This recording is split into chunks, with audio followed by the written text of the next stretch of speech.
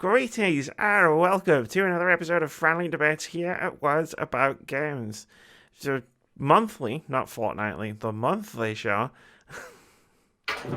where Keith and I get together and we make top 5 lists by debating sometimes normal, serious things and sometimes really weird stuff. Today is the latter. I'm your host, Amy Alexandra, and I'm joined this month by Keith Robinson. How are you doing, Keith? Still awake. Still awake. That's good. I noticed your exasperation that I clearly haven't written an intro for this podcast. Yeah. Yeah. It's almost like I'm doing it on purpose at this point. Yeah. Yeah. It's weird, that, isn't it? Like, I'm just winding you up. Should we tell them why I'm wearing a scarf on my face? No, let's Okay. keep them in suspense. Let's keep them in suspense. Okay, so this is Friendly Debates. This month, we're doing a sequel to the one we did last month, where we talked about our top 5 video game controllers. This month, we're talking about our top 5, hold on, I need to make sure I get the word right, weirdest video game controllers. It's essentially the same thing, except it's going to be much funnier. This is the list. I got caught between deciding whether to tell people what the list was or how this works, and I thought I better show them the whiteboard first. I wrote everything in blue instead of red because I'm an idiot. And there's a light reflecting off of the surface of it. Just lean it back, everything will be fine. We've got 14 different video game controllers on this list. And what we are going to do is we're going to go backwards and forwards, cutting things off of this list in turn until we fill in this side of the list, the 1 to 5. Once we've got 5 left, then we order them into a top 5, and then we figure out what the top 5 weirdest video game controllers are objectively. You won't need any other list because this is the only one that you could possibly need, right? That's how this works, right? 100%. We do this so you don't have to. We talk about this stuff so that you don't have to ever think about it after watching our video on the subject. Have I covered all of the rules? Close enough. Close enough. Well, let's get started then. Keith goes first, as always. Yeah. Because he likes to play tricksy games. Indeed. He's a trickster. Although you didn't actually announce what each of the I didn't. controllers was. I knew I'd forgotten something. That's why I asked. Hold on. Nope, closed it. It's on my phone. You wrestled away control of Hall of Fame from me. I've just assumed at some point you would do the same with this show, if I'm just terrible at it. The list of weirdest controllers that we will be discussing in alphabetical order, so they're in no particular order. The Hori Katana controller, the Kinect, the Konami DDR handpad, Mech Warrior Battle Pods, Namco Jog-Con, Nintendo 64 controller, Nintendo Virtual Boy, the Phantasy Star Online GameCube controller, the Resident Evil Chainsaw, the Res Trans Vibrator, the Samba de Amiga Dreamcast Maracas, the Sega Genesis Cheetah Character Eye Stick, the Steel Battalion controller, and the Wii Bowling Ball. If you've never heard of some of those controllers, don't worry, neither had I until like a few hours ago, so it's fine. I went down some deep, dark rabbit holes to find some of them. Same. None of my picks were like mainstream controllers. Yeah, so that's it, right? Now you can get started. Sweet. Now we begin the first cut. And I'm going to go for the Namco Jog-Con. The Namco, I've got pictures of all of these up so I can remember which one's which. So, the Namco Jog-Con is on there. Is on my hit list for 2 reasons. One, as far as I can tell, it's got nothing to do with jogging. I mean, that's true. Secondly, it's basically a normal controller, but somebody has put a dial, like a circular dial, in the middle of it. Yeah. a really large circular dial as well. I mean, I understand it's your thumb over like spin it round, but it still seems large and ungainly in the middle of the controller there. Mhm. And from what I understand, it's there to be used for acceleration and de-acceleration. So now right, here's the thing. The Namco Joy-Con, right? I remember this one. This is one of the ones I did know about going in. So Yeah. it's a PlayStation controller, like original PlayStation controller.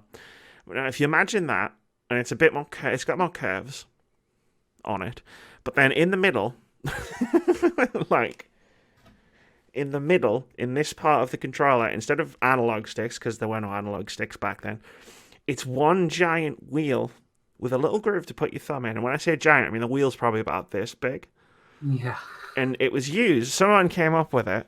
Namco, I guess, came up with Yeah. it to so that you could steer in Ridge Racer. So it's like a steering wheel. You know, like what you would use an analog stick for, except it's from what I can Yeah. tell, it's It's like 360 a degrees. giant Yeah, wheel.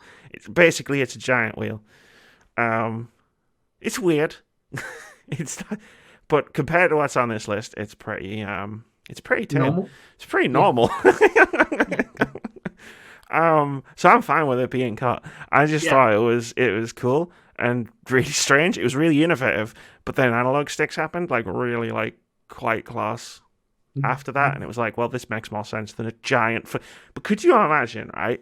Before I cut it off the list and we move on, could you imagine if instead of analog sticks, this had become the standard? We would have ended up with two of them. These massive fuck off wheels on a controller. Your controller would end up looking like one of those practice drum kits. Funnily enough, we've probably got something quite similar. No, yeah, I'm fine. I'm fine. I'm moving the pens all the way over there. I'm fine with cutting the Namco Joy-Con. Yeah. That's absolutely fine. To be honest, I'm leaning more towards keeping the really weird stuff as opposed to the weird but kind of cool Mhm. stuff on the list. It's my turn, right? Yeah. Keith, I know it's. No, I'm not gonna do that. I want to. The first one I want to cut is the Kinect. Now, Okay. I know I said we need to explain what all of these controllers are, but like I'll give you a brief. The Kinect was a This camera. is control. Yeah, the Kinect was a camera. So when Nintendo were doing all their motion control stuff, Microsoft just did a hold my beer moment and were just like, instead of controllers, what if we just pointed a camera at people? Yeah. And yeah, it was a bit weird. I had one. I had one for the 360 and I had one for the Xbox One. Yeah. And we had some fun with it. We played the Kinect Adventures. Yeah. Something like that. That was fun with a boat, and we kept jumping into the bootcase Yeah. when we had to jump. I never felt comfortable when we had to jump. There was that one weird moment where we were playing that hole in the wall game, and it made us both get down on our knees with our hands on our heads. Yeah. And then we were like, hang on. Yeah. Have we just surrendered to the Kinect? This was Skynet's plan all along, as I think we discussed. So that was a bit strange. But like the Kinect is not necessarily the strange. I know the fact that the controller literally is a person. It's like you, me, whoever's standing in front of it at the time. And it has been used for some really weird stuff. But it was in a Paranormal Activity movie because it's got all of the laser dot trackers. So like if like a ghost moved across the screen, it's like all the dots would move and stuff, and it was really well used in that film. But yeah, it's just not as weird as a lot of the stuff that's on this list. Yeah. Yeah. Badly used. There was some really odd, cool stuff difficult for it. Yeah, I was thinking the Steel Battalion game thing, which was so not great. But yeah, there was some terrible stuff for it as well. Like, but there's a Fantasia game for it with just like a rhythm game where you had to like hit the things as they came flying in on the screen. Yeah. And I remember that was so awesome. Like that was one of my favorite games, like of the early part of this console generation. But there wasn't much else. Dance Central was kind of cool, obviously. Then there was things like Star Wars Connect, which was an abomination, and Sonic Freeriders. And Game over, yeah. Yeah. Now I'm having flashbacks. Let's just cut it, and you can stop having flashbacks. Hopefully. Thank you. Yeah, weirdly enough, I haven't used any of these controllers. Yeah. I just took one look at them and was like, so, Keith. Yeah. Okay, so it's weird. It's weird. It's kind of strange, but I can kind of see what somebody was thinking. And what somebody was thinking was, how about we mate our controller with a keyboard? Because that's what consoles need. Consoles just need to. We don't need consoles. What we need is the PC Master Race. Let's just have a keyboard with some controller analog sticks stuck either side. You know what I'm talking about. I know what you're I'm talking obviously about. talking about the Phantasy Star online controller. For the GameCube. Yeah. What an Just looking idea. at it, it is 100% what this is. And if you Google this, you do get someone's vision of what the Switch version of this would look like is. But it is just, they've just pulled a controller in half and then stuck a normal keyboard in the middle and pushed the controllers in. So you've got a little handheld bit here, a little bit handheld bit there, analog stick. It's a GameCube controller, so like, the GameCube layout. Yeah. And just in the middle of the GameCube layout, you have an entire keyboard. He's not exaggerating. He's literally No. just stuck an entire keyboard in the middle. It's like this wide. It's like this big. It's a controller this big. Why? I don't know why anyone thought, like, we really want to release this MMO on a console. But you need all these buttons for MMOs. So it's like, what do we do? And then someone just goes, I've got an idea. And it's one of those moments where, like, nobody had a better idea, so this was the idea they went with. Yeah. It was a very strange idea, but you can kind of see the logic. I can see the logic, but as soon as they built the prototype, right? Because I'm looking at the picture of it right now, Yeah. right? As soon as they built the prototype, so we use a keyboard, right? Yeah. It's either flat to the surface, or you use those little kickstands that are on the top to make it, like, sit up slightly.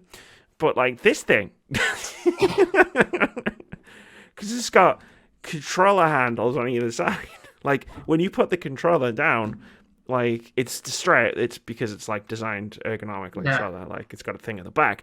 But just imagine for the sake of argument that this thing at the back's not there. And also there's a keyboard on it.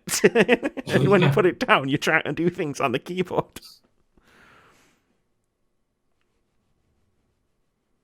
Wow. Yeah. Innovation, though. The innovation.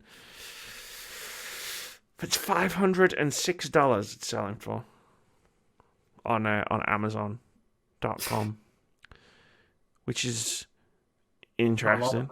A lot. I wonder if it works on Switch, because you can use the GameCube controller on Switch. So I wonder if you could use this on Switch. Where is it? Phantasy Star Online. Here we go. Okay. So we're 3 down. We've cut 3. Yeah. I'll do mine, and then I'll recap the list. Yeah. And I'm looking. Keith, I'm going to pick the controller. Now, it's been a month, so my memory isn't 100%. But I'm pretty sure I brought this to the top 5 controllers list. Yeah. Which was the Steel Battalion controller. Right. On the back of what you just said. Yeah. About it's weird, but I can see what they were going for. This is weird. The Steel Battalion controller, it comes in It's basically a mech cockpit that you can put on your desk and also on the floor, because it's got the 2 panels with the throttle and the 2 joysticks, and then it's got all the buttons, and then in the middle it's got another like thing with all the switches, and then it's got 3 foot pedals, which I assume simulates the inside of a battletech Steel Battalion mech. But so it's weird for sure. It's expensive for sure. I remember when it came out, Russell wanted one. But it's also really cool. Like, it's so cool. Like an idea. I mean, parts of it looked like a driving simulator. This is true. Parts of it looked like they should belong on like in some like rock band. You know, oh, this is our Uber amp.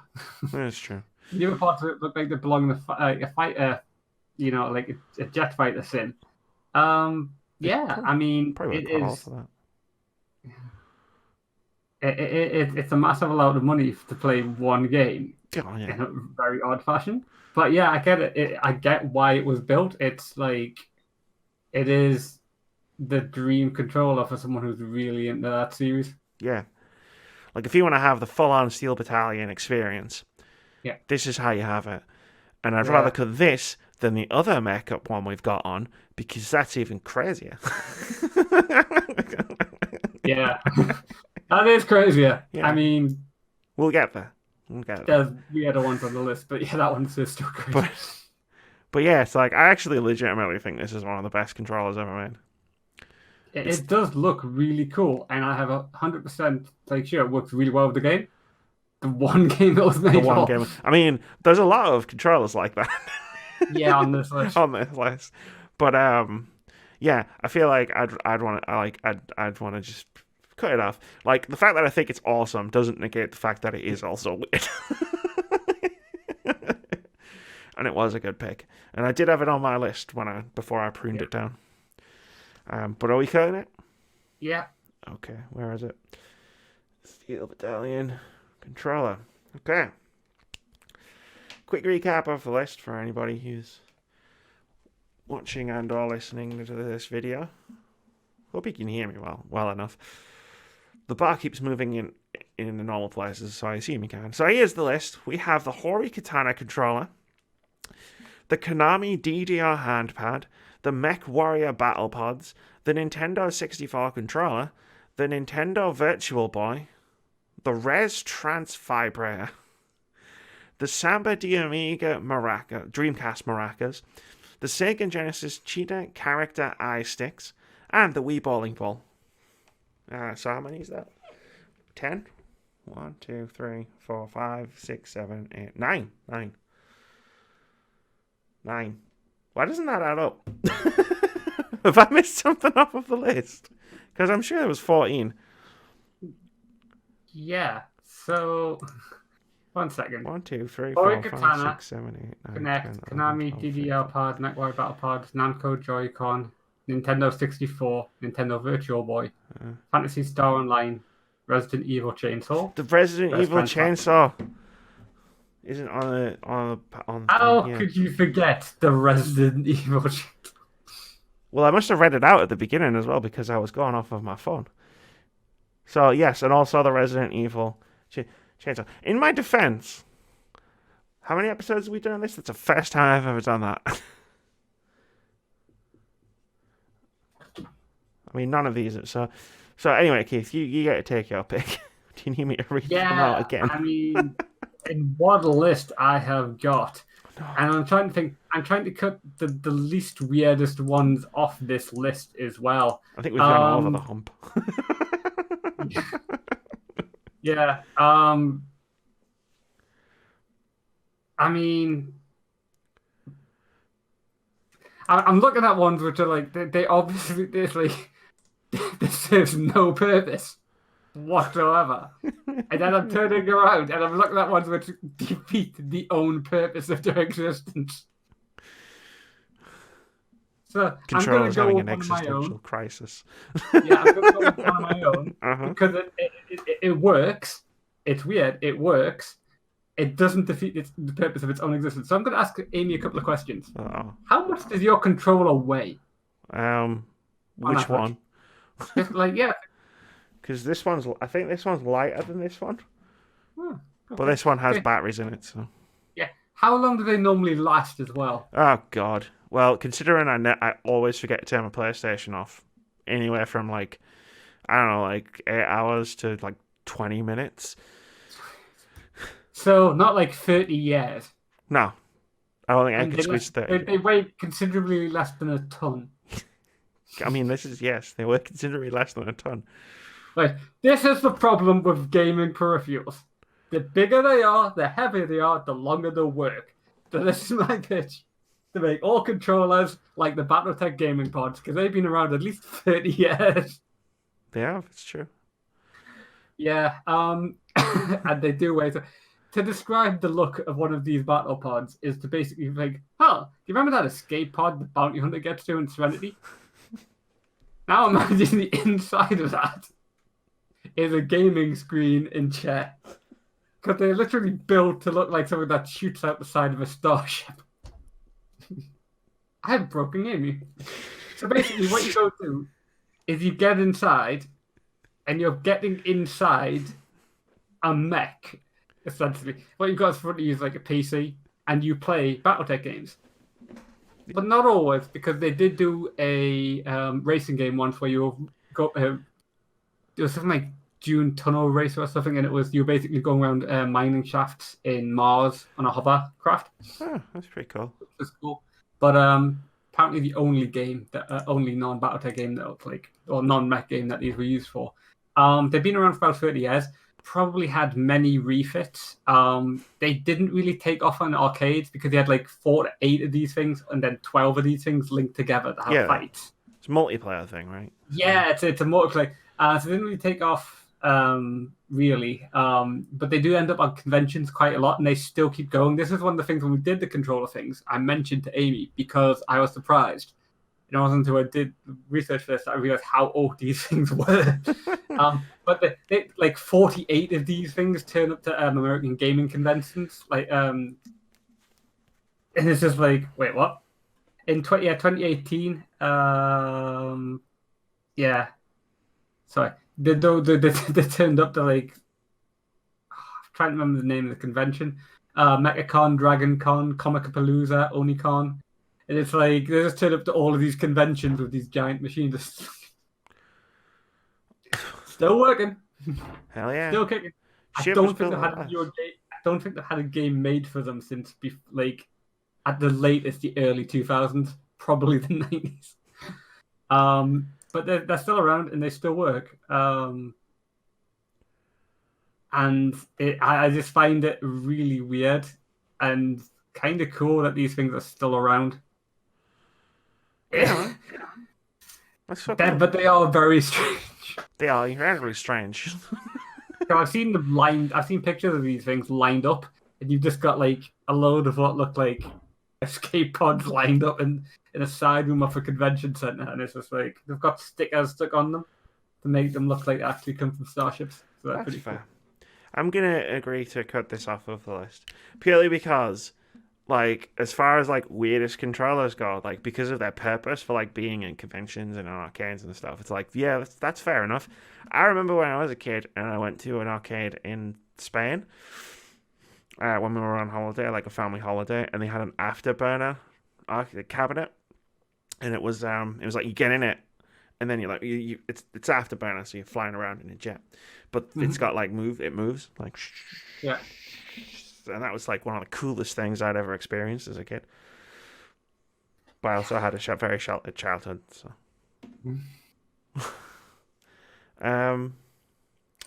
MechWarrior Battle Pods. I don't know why. For some reason, in this episode, it's really hard for me to find like the thing that I'm crossing off for some reason. Yeah. Like normally it's just like, it's that, but now it's like each of these things is like a sentence. Yeah, they kind of are. Okay, so we're down to 9. I've got to cut something off of my list now. Or out of the list. I don't know why I said my list. Yeah, I was thinking that. Keith, I'm actually going to cut something off of my list. We're going for it. The Res Trance Vibrator. Now, the Res Trance Vibrator. For anyone that doesn't know. Because right now, There's people like, I don't have a picture. There's people like going, what the like a vibrator? Pictures of the actual device would not help. It wouldn't help, no. So the Res Trans vibrator was designed by the developers of Res. You know Res, the music rhythm games, like Cult Class, like one of the most iconic games of like the PlayStation 2 era. And you just attach it to your controller, and you put it in your pocket, and then it vibrates to the rhythm of the music, and it's supposed to like enhance your the gameplay as you're playing through Res, and it's like it's vibrating in your pocket. And you know, that's cool, and that's fairly pedestrian because we have many controllers that vibrate these days. Everything vibrates these days, but not so in those days. So this isn't on the list necessarily because of the controller itself. Technically, I guess it's a peripheral, but splitting hairs. It's for the usage of the Res Trans vibrator, which, if I just say the name again, Res Trans vibrator, I'm sure you can figure out what people have been using this thing for in the past 15 years or whatever it is since it came out. Google it. Don't not Google at work. it. Not at work, no, or in public. Save Search On, people save Search On. Well, if you do Save Search On, you'll never find out what I'm talking about. Wink. But it's like the controller itself. It's not so much. It's on this list not for the controller itself, but because of how people used it. The idea was too pure for this world. I mean, bless them. Bless their hearts. They released this thing into the world. Do you know if people are going to put this on their feet as they're playing the game to their whole body vibrates to the mute? Yeah, that's exactly what's going to happen. They did themselves no favors by calling it a vibrator, though. It is technically a definition of what it is. No, I mean, it's a definition of what it is, but they could have called it something else. They could have called it the external rumble pack. External rumble pack, or immersion enhancement. Something that isn't also a sex toy. Yeah. Yeah. This has been a weird week on Wentz Back Games with things I'd never thought I would talk about on the channel. Yeah. Between this and the podcast. Do you have anything to add about the Res sex toy? Okay. Nope. When they did PSX and Res Infinite was announced for PSVR and people were talking about the full body, the bodysuits. Like, this is the first thing I thought of when they released the bodysuits. I was like, are they doing it again? They never released those commercially, though. And that reaction alone is worth us having this video and me wearing this scarf around my face. Okay, we got eight choices left. So if you do your pick, and then I'll read out the choices. I'm going for it. Uncontentious I'm going to go podcast. for the item which is entirely pointless. It's it's the Wii bowling ball controller. Yeah. The Wii bowling ball controller, which looks like a bowling ball, has all the buttons on the outside, and you put your ordinary Wii controller in the center of it to make it work. And then you ball it. Yeah. It's just a fancy bit of plastic that makes you feel more like you're bowling. It could be said to add a small amount to the immersion of the game. But Wii bowling, I mean, it was one of the things that people used to play was the Wii, but I just look at this really? It's in Wii Sports. Yeah. I just look at it for part of the Wii Sports game, you've made this specific controller. I mean, they did a bunch of them. They did a golf club and a tennis racket. Yeah, I remember the tennis racket. But here's the thing about golf clubs and tennis rackets. Yeah. Or golf and tennis, I guess. When you're playing golf and tennis, do you know what you don't do when you're playing those sports? You don't let go of the golf club or the tennis racket. But when you're balling, the The aim of the game is to throw the ball down the lane. So you remember all those videos and news reports of people just destroying their lives, basically with Wii remotes by like letting go of them and throwing them. Like anyone, there has to be a 100% like thing of anybody who bought this giant blue monstrosity. Broke something. They broke something. They broke their TV. They broke their friend. They broke their friend. See, a Wii controller is longer than this. Yeah. Okay. Yeah, it's longer than this, about like that long. Uh-huh. The bowling ball had to encompass that without you seeing it. Yeah. And it's a sphere. And it's a sphere. It's a bowling ball. As far as I'm aware, it's the size of a bowling ball. Like, I get that it's pointless. Yeah. It's on this list for the sheer destructive history of the controller that I know for a fact definitely happened. Just by looking at it. I mean, if you Google this, one of the pictures that'll come up in Google Images is an image from Mortal Kombat X, superimposed with the bowling ball with the "This is whatever me is standing behind you," and it's just the face, the skull cracking in X-ray style. That's an X-ray. Nice. That makes perfect sense as well, because like I guarantee injuries were incurred by this controller. Yeah. It's the fucking stupidest thing I've ever seen in my entire life. Well, that might be slight hyperbole, but only slight. Well, we've still got quite a few items left on this list. But no, like that's why it's here. It's like, yeah, sure, it's pointless. Like, absolutely. The buttons. Why did they put all the buttons on the outside of it? Because they thoroughly encased the Wii controller inside this plastic monstrosity. But we're going to talk about buttons a lot in a bit. Button placements, I guess. But yeah, like that's my thing. It's like basically you take this giant plastic globe, put a Wii remote inside of it, and then mimic the action of throwing it at your TV. How could that possibly end badly? So that was my justification for putting it on the list. But of course, it goes down a tiebreaker or a disagreement. It goes down to the person who picked the thing. So are we leaving it or are we getting rid of it? I would like to get rid of it and get on to some of the other insanity that we have lined up. I would like to get rid of it. Yeah. From my memory. Although, do kind of want to buy one now for a charity stream. Don't think Russell would be very happy with that. Yeah, we're just gonna ball this at your really expensive TV in your living room with all of the cats, like, and all of this computer equipment set up. Yeah, nothing bad could happen. Don't worry about it. So, as promised, I'll make this. Whoops, sorry. So we've got 7 left, I believe. It looks like I've written Resident Evil Chain San at the bottom there, because my writing is amazing.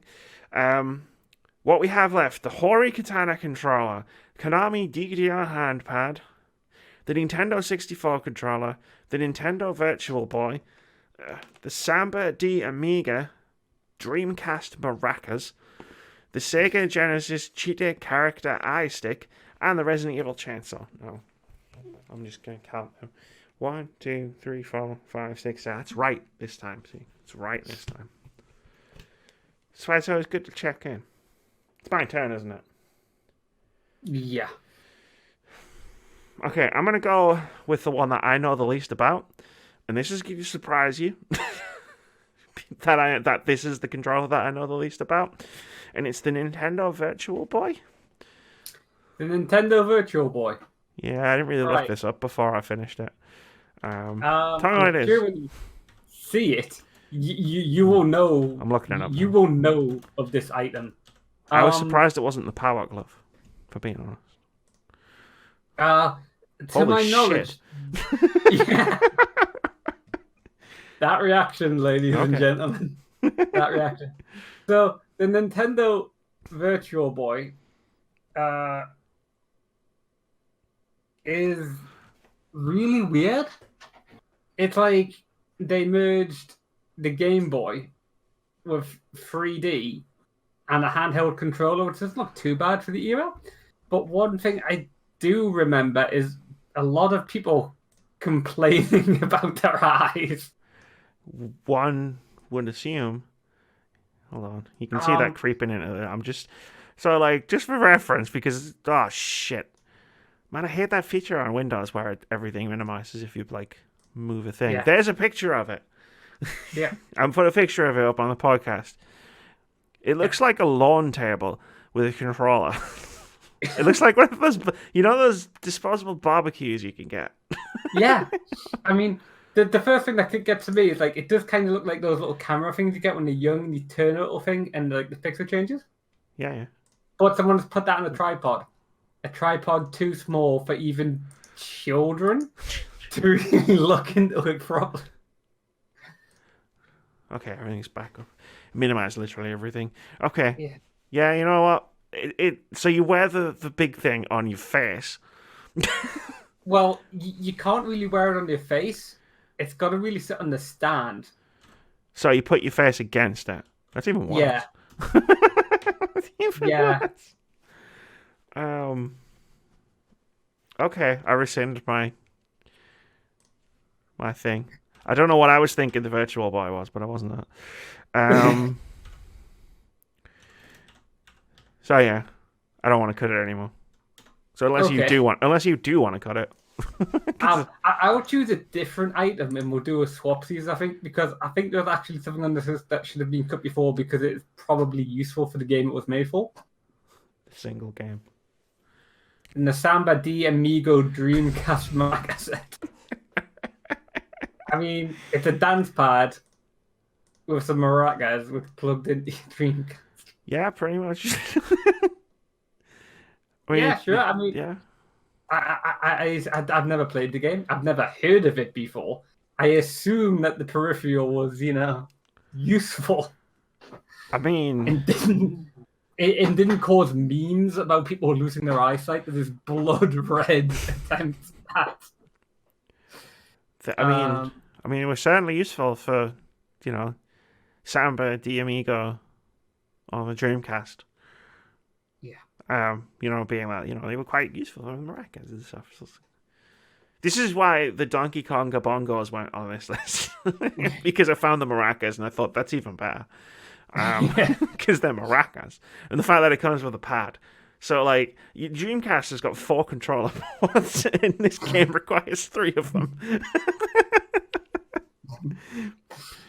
And like the feet, the feet and they've got actual feet on the mat that you stand on, and they've both got Dreamcast logos on for some reason. What was the Hearthstone logo for a second? I mean, it does look like the Hearthstone logo, but no, the Dreamcast logo was the swell. But yeah, like they're maracas. They're designed for one game and one game only. They work with exactly one game. You can try and use these maracas to play Resident Evil, Code Veronica, or Shenmue, but it won't help. I mean, someone did complete Bloodborne with a Guitar Hero controller. And a DDR pad. Internet, that's your next challenge. Complete Dark Souls with a set of Samba de Amigo maracas. I'm going to clip this and I'm going to tag a bunch of speedrunners. And be like, and just see if nature takes its course. In 12 months, we see a broken speedrun that complete the game, turn around and go, no more fan suggestions.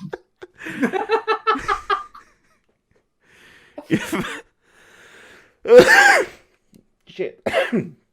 If anybody manages that. It's probably already been done. We'll probably find out it's already a thing. Do I want to argue against it or not?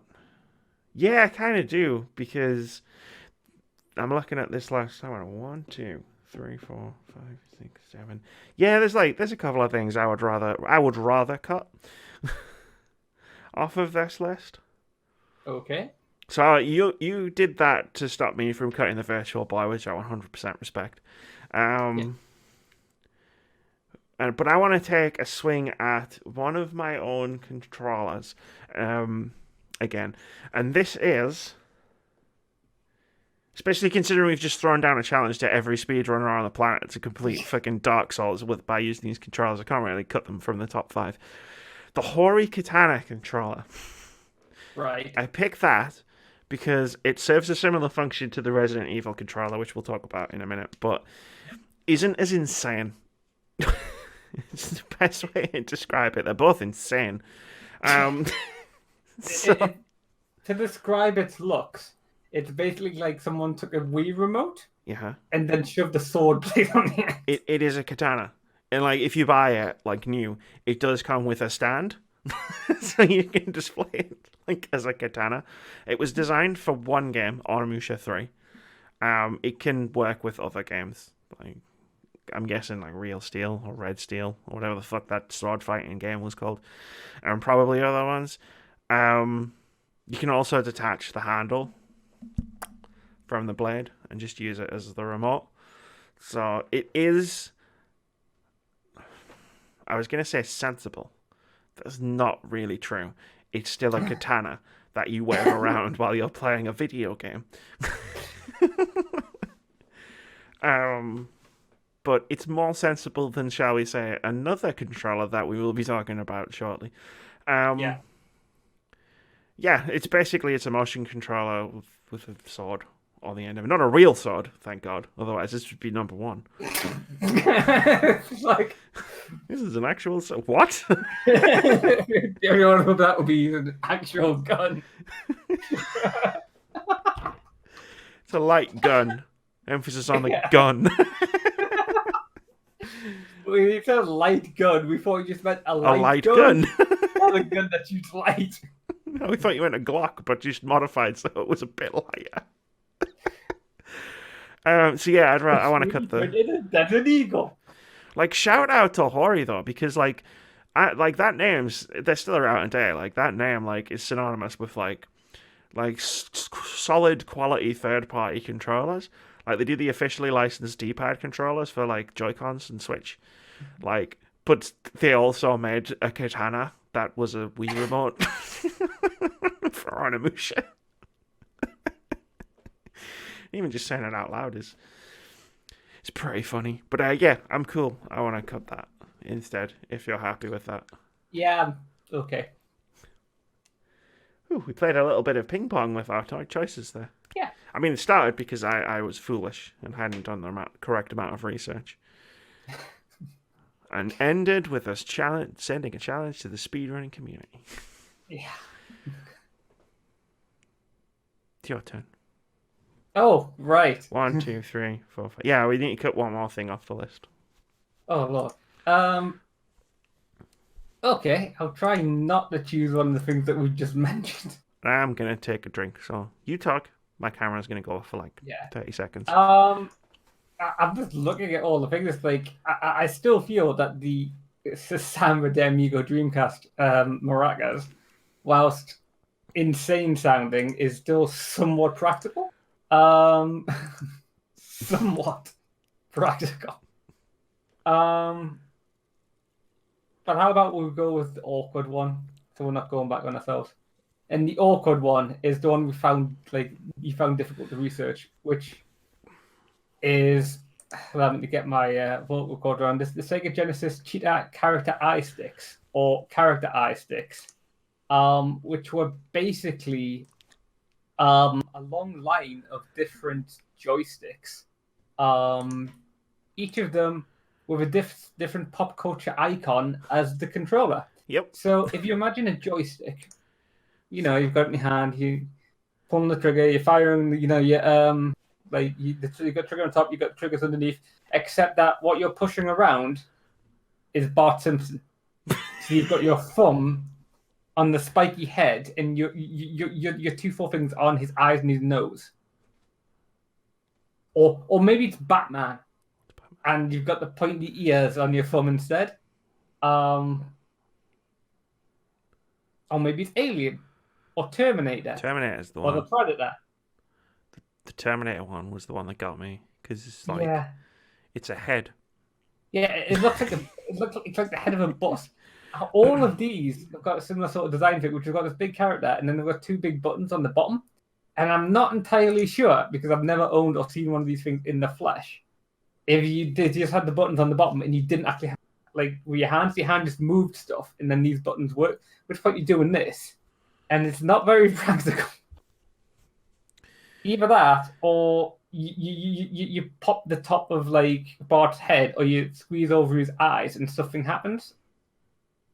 Jesus, that sounds horrific, not weird. Yeah. Even like the Sega website mentioned that these were not very comfortable playing video games with.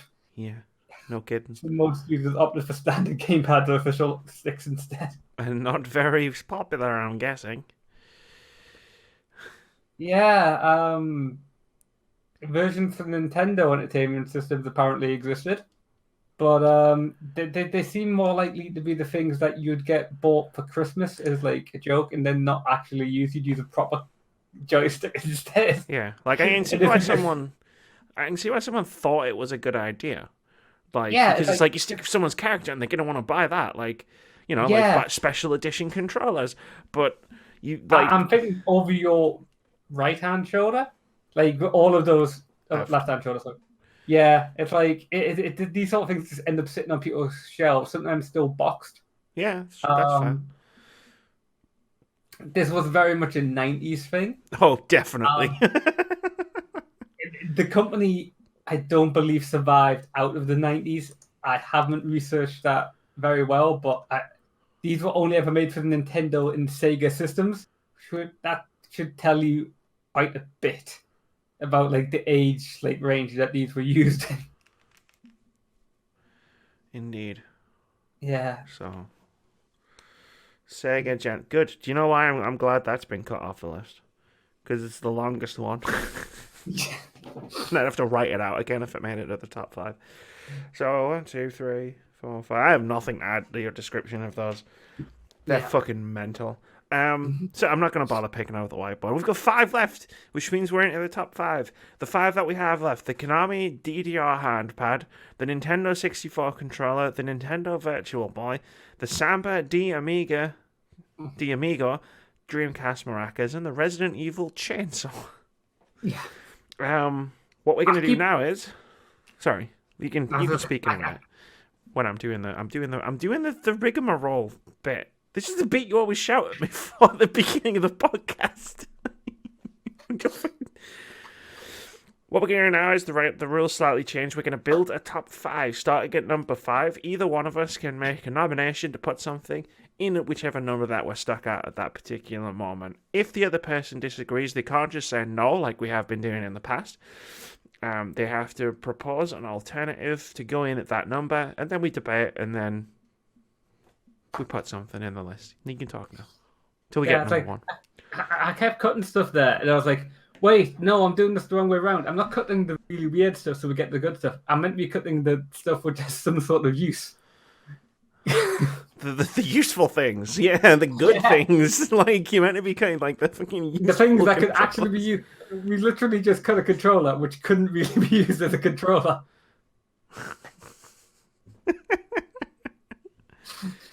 Just mentioning out there now, in case anyone brings this up later in the comments.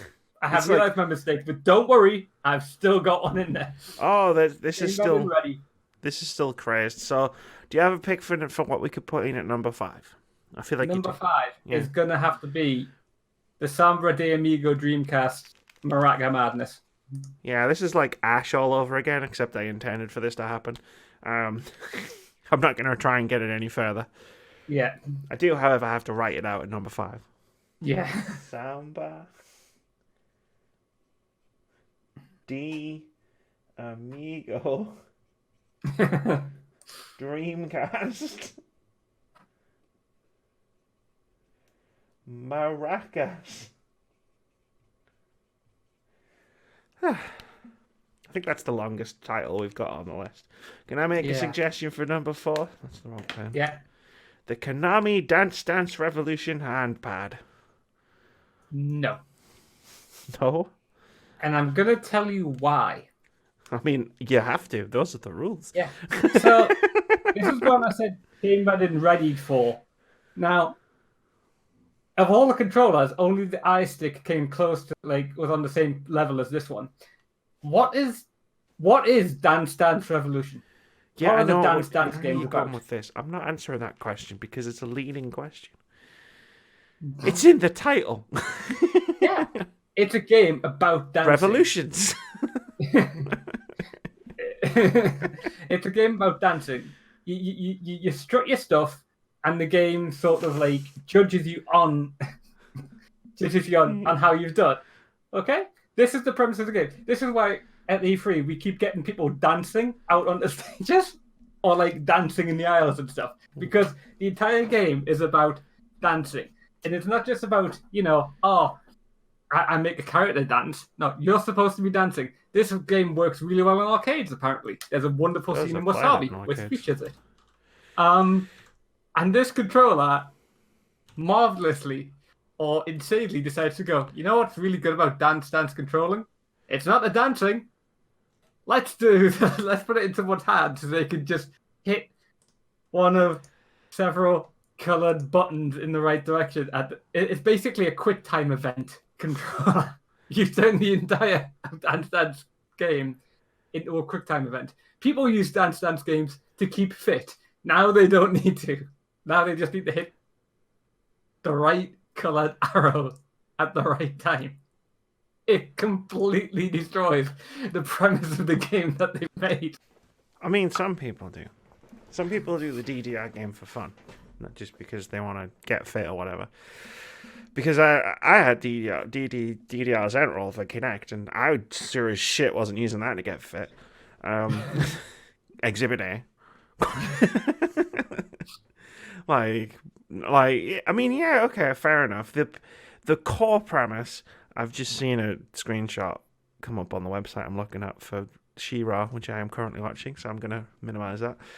The core premise of Dance Dance Revolution is absolutely to dance. I won't deny that, but the handpad just lets you play the game in a different way. I've played Rock Band with a controller once because I could, and it was actually kind of fun. Because it's still a rhythm game, and with the DDR might have more bells and whistles, less bells and whistles, kind of, I guess, especially when current iterations on your phone. But it's still just a different way to play a rhythm game. Alright, that's cool. What if you can't dance? And I don't mean can't dance as in me. I can't dance. But if you're physically unable to get up, and then it's I'll have this handpad and just beep boop beep boop. I don't know. That was where I was coming from with it. Plus, I look at the ones that I left over apart from that, and I'm like, no, those were all way weirder.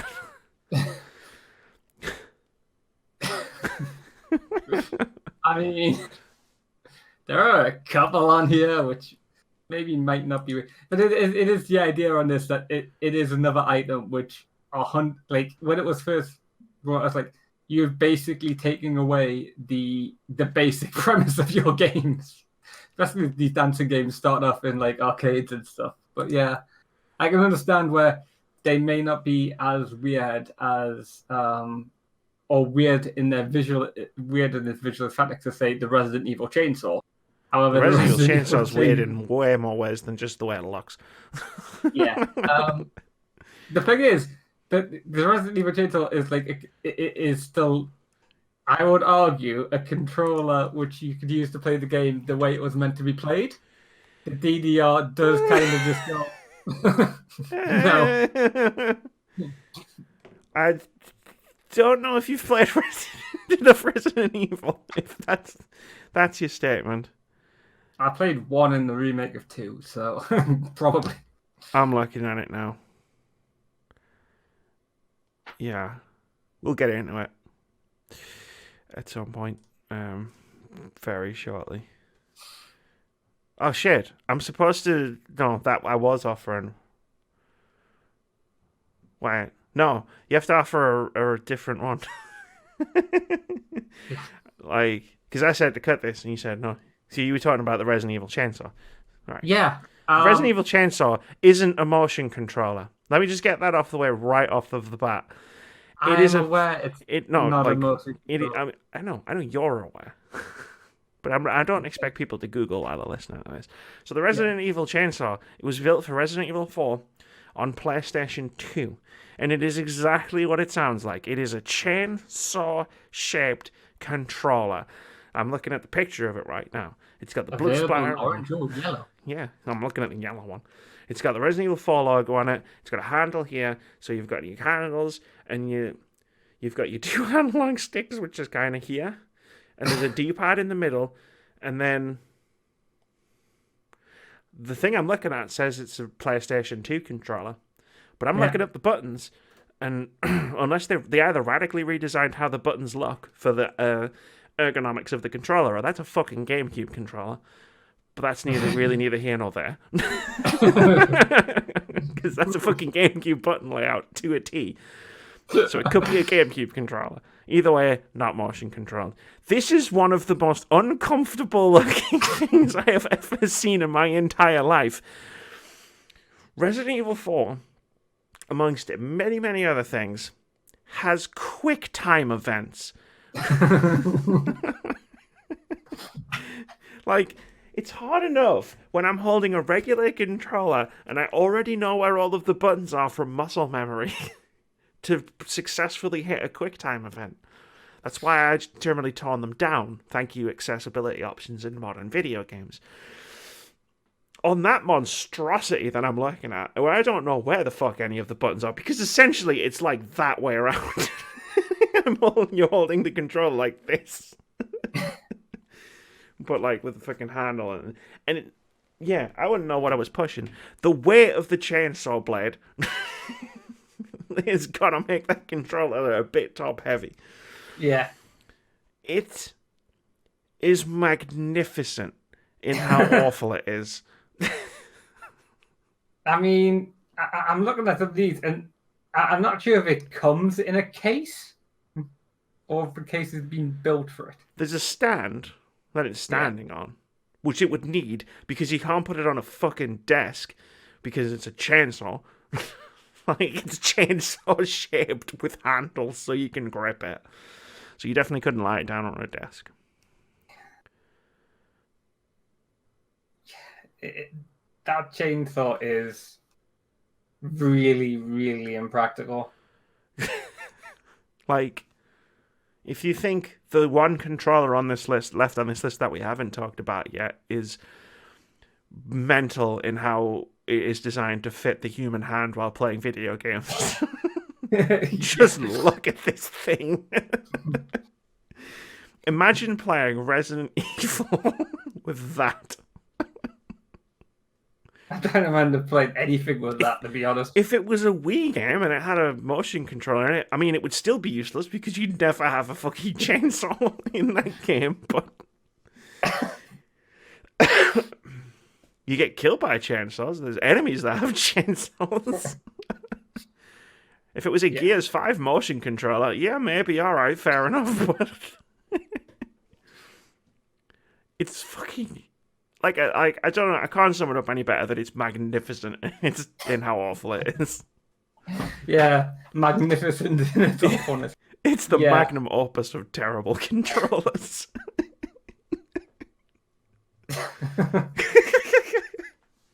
So, right, okay, let me get this straight. You want to cut the Konami DDR pass? I don't want to cut it, I want to put it in at number 4. You want to put it in number 4? Because although it undermines pretty much all of the gameplay and like mechanics of Dance Dance Revolution, it's not the pinnacle of awfulness, which is the 10th ever controller, which is the Resident Evil chainsaw. Yeah, kind of. Okay. But only because you brought up the accessibility options, which is things I hadn't thought about. Yeah, you know why I brought that up? That was a kind of a mea culpa on my part, because after we did last month's episode, I realized I forgot about the Microsoft Adaptive Controller. that I really wanted to put on the list, but completely forgot to add to my list. And I was a bit annoyed with myself. Right. I mean, also, I really like. Is it wrong that I love that controller? Like in the same way I love watching like really terrible movies sometimes. Like What, are you talking about the Resident Evil chainsaw here? I'm talking about the Resident Evil chainsaw. Like I love it, in Yeah, I mean, the because of fact its that they're terrible two different colors, both bloodstained. and bad. Yes. So is The yellow one must be the game. the GameCube one? Yeah, I'm And looking the at a picture orange of it. one is PlayStation because I'm looking at pictures of both right That makes now, and sense. yeah, I can see the layout. Yeah, but it was like the thing I'm looking at. It's like it's a PlayStation controller, and it didn't occur to me until I was literally describing every section of it. I was like, those aren't You're looking PlayStation at buttons. yeah, To be fair, because of the way the GameCube controller buttons are laid out asymmetrically, it probably works better than having 4 buttons in a diamond configuration. yeah. But that's probably Especially when you getting. have to move your thumb like over an analog stick from the way you would hold the chainsaw. Imagine if you wanted to use the D-pad though. It's gone. The D-pad is gone. It's like that's like trying to use the keyboard and mouse while playing Dark Souls on PC. It's just not possible. It's not possible. Oh. Okay. So we're putting the Resident Evil controller in at Well, 3. like, do you foresee it getting ahead of either of the other 2 controllers? I mean, the Virtual Boy, the horror stories I have heard regarding it's not so much the controller aspect of it; it's the bit where you try and see what you're playing. However, the Yeah. Nintendo 64 controller, the one we haven't talked about, like, let's just get it all out there. Let's just talk about all 3. I'm not necessarily saying I want this in at number 3. I'm saying let's just talk about it. The Nintendo 64 controller is the most conclusive proof we have of non-terrestrial life. What was that controller made for? I love how into this we get on Friendly Debates. Like, I was just talking about the magnum opus of awful controllers, and like, and now you've just saying like this is conclusive proof that aliens are among us. And they work at Nintendo. So for anyone that doesn't know what the Nintendo 64 controller looks like, it looks a bit like this, but for some reason it has one analog stick because that was the thing back in the day. It's got 3 handles. Nintendo famously made an advert about the controller in which it was a spaceship. That is a legitimate thing that happened and was on television when I was a kid. You might think, because the Nintendo 64 controller looks fucking ridiculous. Unbelievable.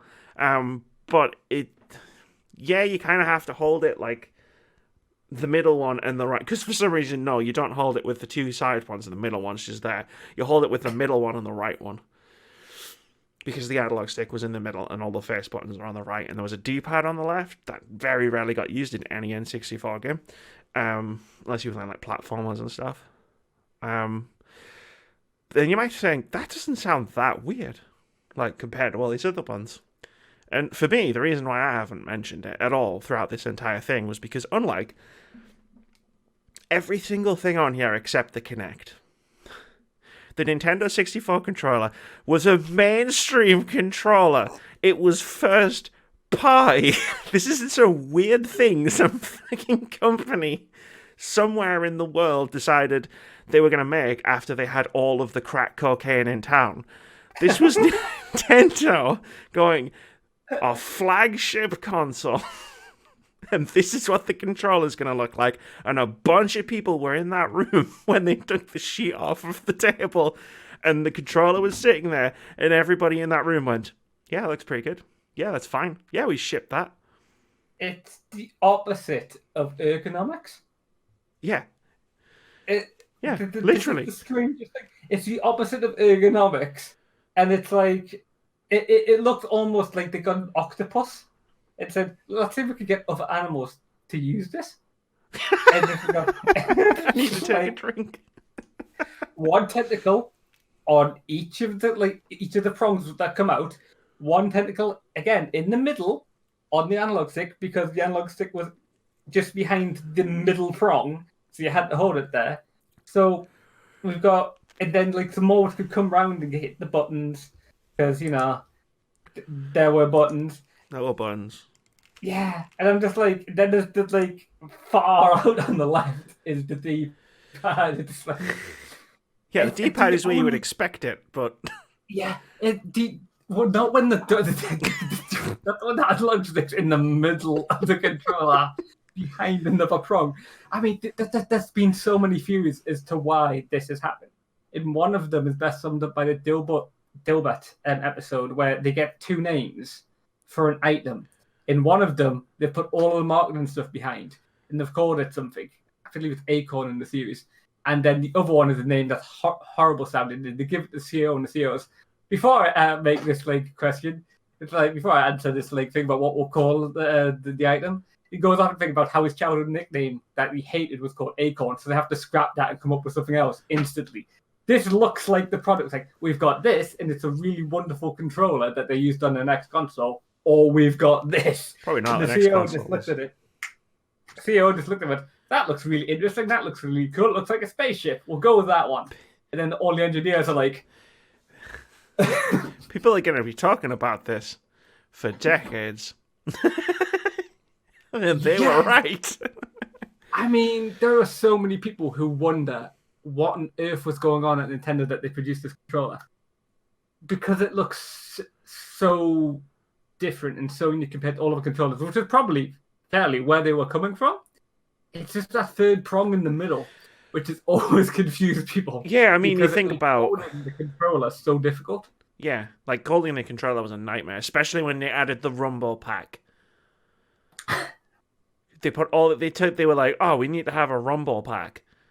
So they took all the weight of Rumble motors, put them at the back of the controller. So like, this is nice controller. It's got Rumble motors. Actually, no, I'm gonna use my new one because I can and it looks nice. It's got Rumble motors behind the triggers in the handles. The weight is evenly distributed. On a Nintendo controller, there is no weight. A Nintendo 64 controller, there is no weight anywhere except in this massive fucking pack you stick to the back of the controller. Oh. I mean, part of me wonders if they decided to make an ambidextrous controller without ever consulting anyone who was left-handed. Yeah, maybe. Um, Because if you were left-handed, you would need a way to put the face buttons on the other side of the controller, not just have an entirely extra. Like if you held it with on the left and the right, you wouldn't be able to use the face buttons. It's even that I'd expect the people to use their chin for the analog stick. I mean, if there were face buttons on the left and the right, that's actually a really cool idea because then it's like, oh, you can hold the controller whichever direction you want. But it wasn't. That didn't happen. Like, you've got 6 buttons on the right, the D-pad on the left, and then you have this longer prong in the middle. Yeah. With a button above it. And the trigger underneath. Don't forget the trigger underneath the middle prong. I forgot about the trigger underneath. So you also had to have one hand in the middle. And then you had to have one hand on the right-hand side because that was where all the buttons were. Yeah. And then you just had to sort of like move your left thumb over the top of your hand or let go of the entire trigger assembly to get to the D-pad. Yeah, it was you know what? It might not be the magnum opus of awful controllers, but it is a masterpiece in its own right. And again, take all of that and just my thing of the reason this is so high on the list for me personally is again because it's a first party Nintendo controller. It's not a knockoff. It's not some weird chainsaw controller somebody made. Yeah. Like, Nintendo made this controller. This was the controller we all had to use when we wanted to play GoldenEye and Perfect Dark, Yeah. etc. So we need to figure out what order we're putting these in. Yeah. I think that the your magnum opus of awfulness should go below the Nintendo controller. That with both Nintendo controllers. And that's the stinger there. Haha, gotcha. Well, I kind of talked myself into putting the N64 controller at number 1. With that diatribe. Which I did not expect. Yeah, the Nintendo. I always expect Nintendo like 64 right up. I was like, yeah, it'll get in the top. I'll put it in. We'll get it in the top 5, not number 1. But yeah, so I'm happy with doing this. Yeah. Fill some air while I write down the order of these controllers. Yeah, I mean, here's something about the Virtual Boy that I forgot about, which was that there was an ad campaign where it came with like a special set of pills. Did you just say pills? Yes, pills. Like that help you see like the red light or something. I don't really remember the advert or anything. However, stuff I am seeing pictures of these red pills next to. They were just sugar, like they were just like sugar sweets. Oh. Okay. But if you type Nintendo Virtual Boy and look at images, like one of the massive ones that pops up is an image of like it was like starting at $99.99. Yeah, I remember something like was around about that. Yeah, it's the equivalent of like PlayStation VR at this point.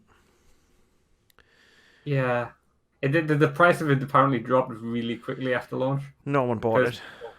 Yeah, there's going to be people mad that we didn't put the Power Glove on here. I think the Virtual Boy is actually worse than the Power Glove. So much worse. So much worse than the Power Glove. I mean, yeah, it's So I did it. I've written it down. Right. I conceded after we laughed like 2 minutes, 30 seconds. Let's be fair. In us talking about the N64 controller.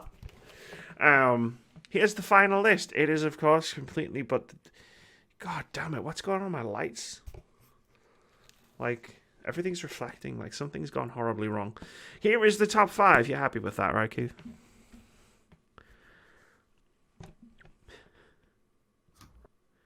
You're happy with that, right? Before I read it out. Okay. At number 5, we have the Samba de Amigo Dreamcast Maracas. At number 4, we have the Konami DDR handpad. At number 3, we have the Resident Evil chainsaw. At number 2, we have the Nintendo Virtual Boy. And at number 1, we have the N64 controller. Top 5 weirdest gaming controllers. I love it when we do these weird episodes. By weird, I mean when we talk about stuff that's like top 5 weirdest healing in video games. Because we never have really any stakes in the final list, so it's really easy to cut stuff while still having a good time. Also, shout out to Keith for referencing Dilbert. Yeah. I like your t-shirt too. Oh, thank you. Today, yeah, that's him as a DM in a nutshell. Do you have anything to add about our weirdest controllers? If you haven't, I mean, I know 2 of the items on here aren't 100% controllers. Yeah, it's true. There's the game, the Virtual Boy and the vibrator. The Virtual Boy had a controller, and the Wii Bowling Ball was really just an accessory. But yeah, let us have this. Yeah, let us have. Also, don't take this list too seriously because the chances are we probably won't. No, we never do. So that's going to do it for this episode of Friday Debates. We'll see you next month. Well, we'll have to pick a topic of conversation. We'll figure it out. Maybe I'll finally stop trolling Keith and actually use the intro that I wrote for this podcast months ago. when he mentioned it the very first time. Say bye, Keith. Bye.